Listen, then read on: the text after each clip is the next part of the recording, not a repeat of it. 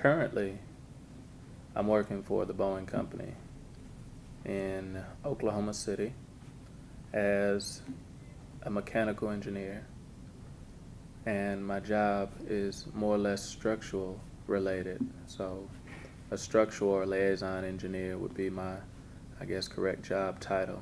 Well, I started at Morehouse College in Atlanta, Georgia as a part of the dual degree engineering program. And the dual degree engineering program allows you to spend 3 years at a non-engineering school or a historically black college that has a liberal arts focus.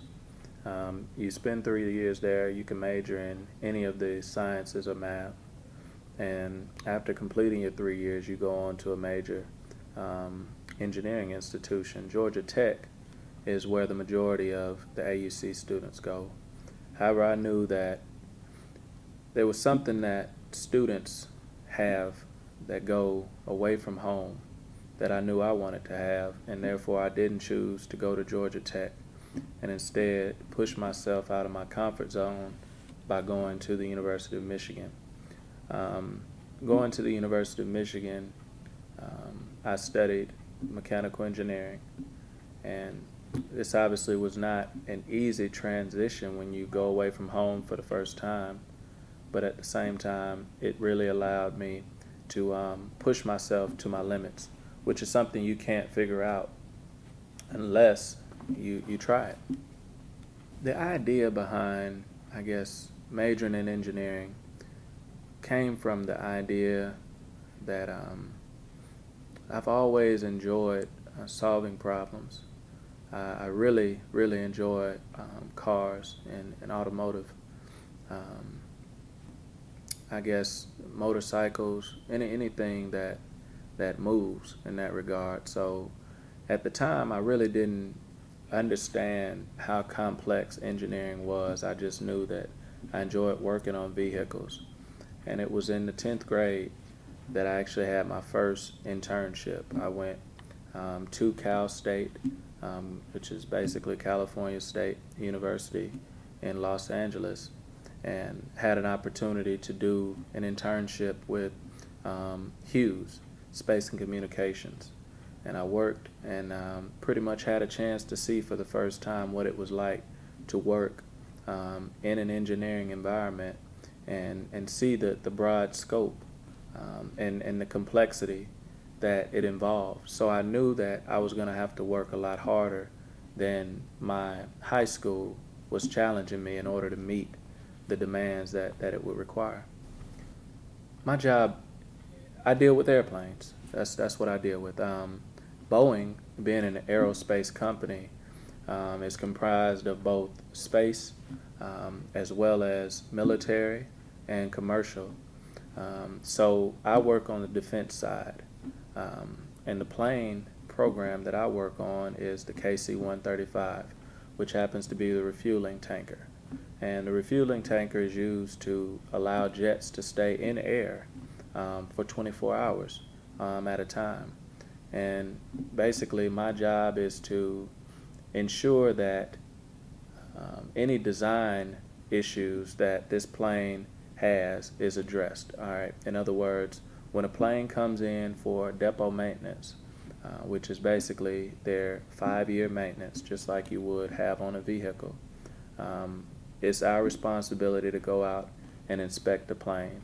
We do a general inspection when the plane lands, and then as different panels and things are inspected closer, we help the mechanics, who are civilian workers for the Air Force, to come up with repairs. And basically you will see repairs ranging from corrosion issues to cracks in the fuselage of the aircraft.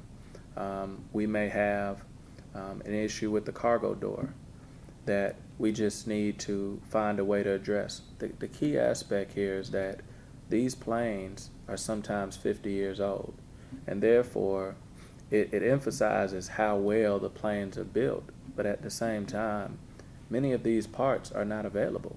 And so we have to come up with repairs to try to save the parts as much as possible, because we can't just go and buy another part to replace it with, which is very different than some opportunities where you can just go out and buy what you need to keep rolling. An assignment like this takes anywhere from, I would say, 30 minutes to address an issue that you may have seen before, to taking anywhere from 100 to 300 hours. And oftentimes this is not an individual effort, and that's something that really has to be brought out. This is a team effort. You as an individual do not have enough authority to approve a repair on an aircraft that likewise affects missions where people might be at war. So there's so many lives on the line based on that repair that there's at least 5 or 6 signatures that have to go into a repair being approved before it's official. But as far as the time frame, it all varies. And the most interesting part is that everyone who comes to you with a problem thinks that their problem is the most important. So that's another thing that we're working toward. The Air Force is our customer. We want to keep the customer happy. So we have to try to find a way to meet their need as quickly as possible. And as long as we're able to do that, they remain happy, and we are able to keep the contract that we have with the government. Environment-wise, I actually don't dress anything like I'm dressed now. The mechanics are all dressed in jeans and a t-shirt. The mechanics are the ones who complete the physical repair. The engineers are responsible for climbing up on the airplane, be it into the wing or up into the landing gear, to see what the problem is. But an engineer is not authorized to do a repair themselves. An engineer is only responsible for taking photographs and ensuring that they have all the information needed in order to complete the repair properly. So needless to say, the environment can be risky if you do not take the proper safety protocol. And the safety protocol involves wearing the appropriate attire, which is closed-in hard-toe shoes or boots.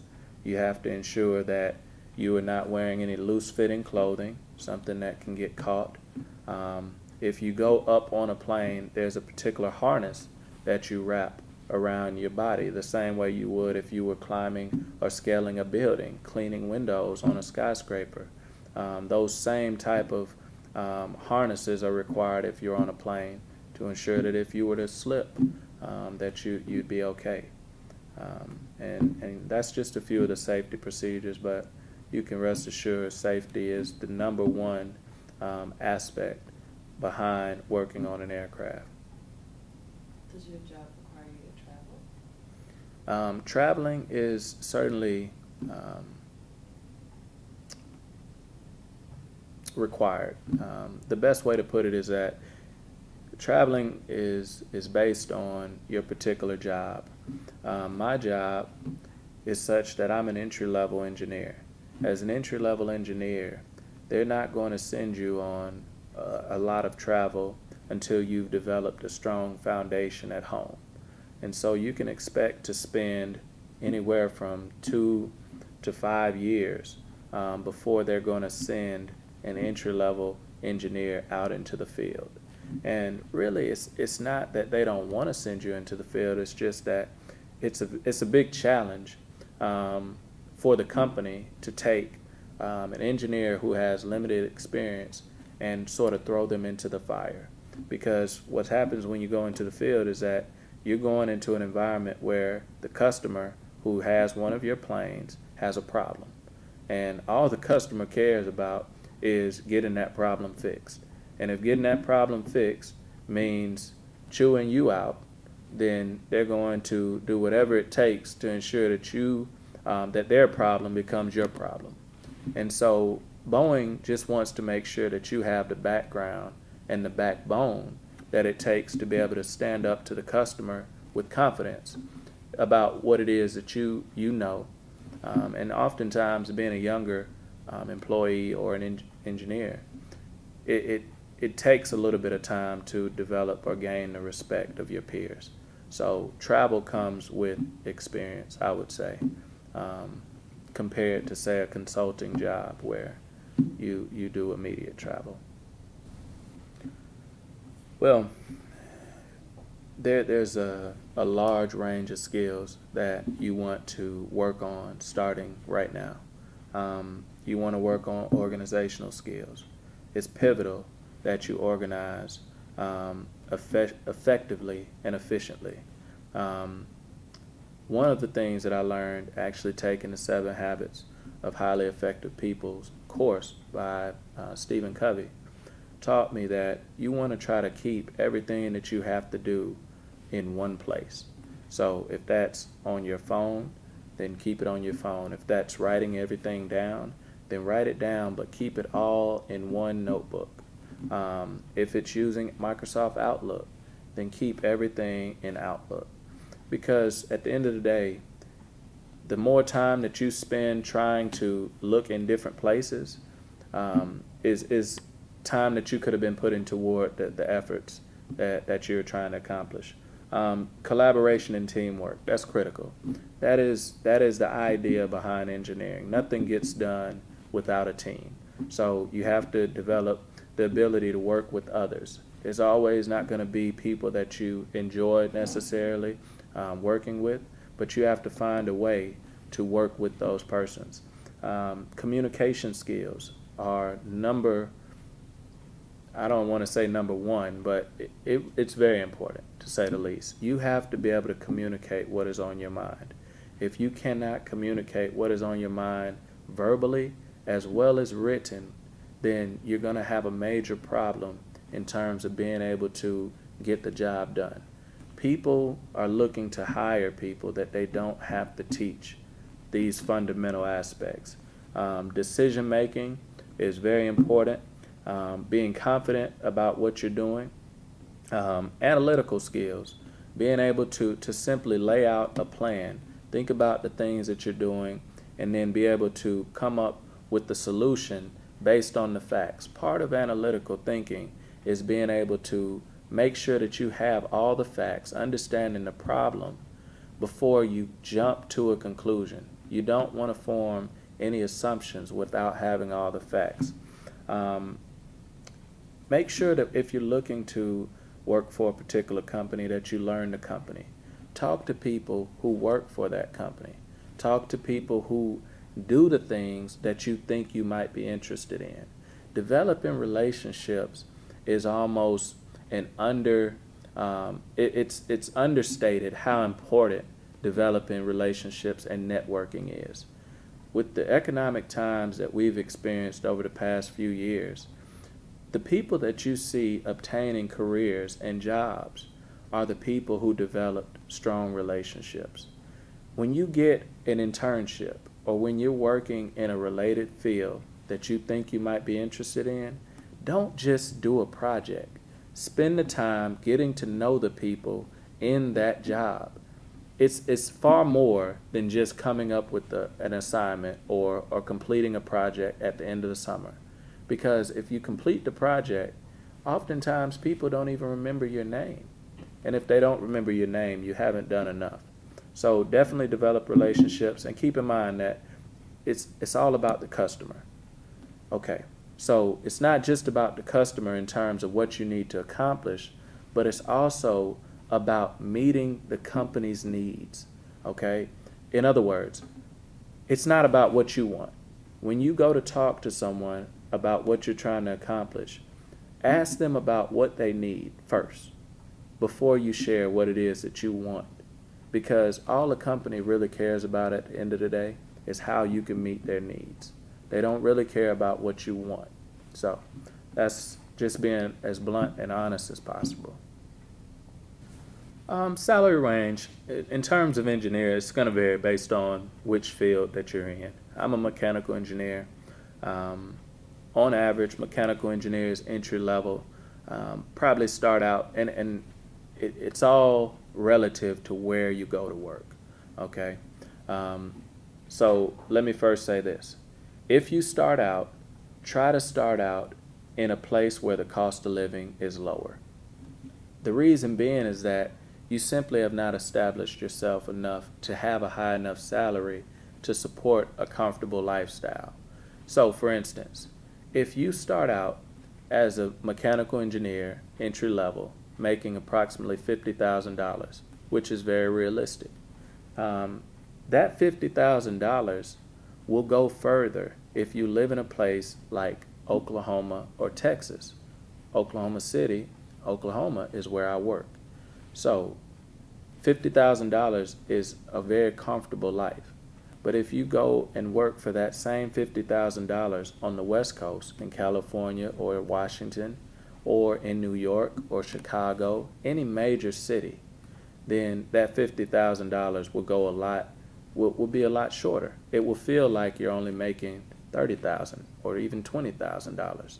So that's an idea of what you can expect to make coming out. If you have a master's, then you can probably expect to get about $10,000 more than that. And then obviously a PhD, you're going to get a little more. But if I could suggest what I would do, would be to try to get out into the company with the bachelor's degree. If you get out with the bachelor's degree, I feel like the experience that you're going to gain will probably be just as valuable as a master's degree, simply because they're master's students as well as PhD students taking jobs as entry level because the economic times have forced them to. And so, needless to say, if you come out and go to work, you can always go to school part-time, which will certainly allow you to get the best of both worlds, experience as well as a degree. Because the people in the workforce, they look to respect the people who've been there, not the people who just graduated with a master's degree. Thank you.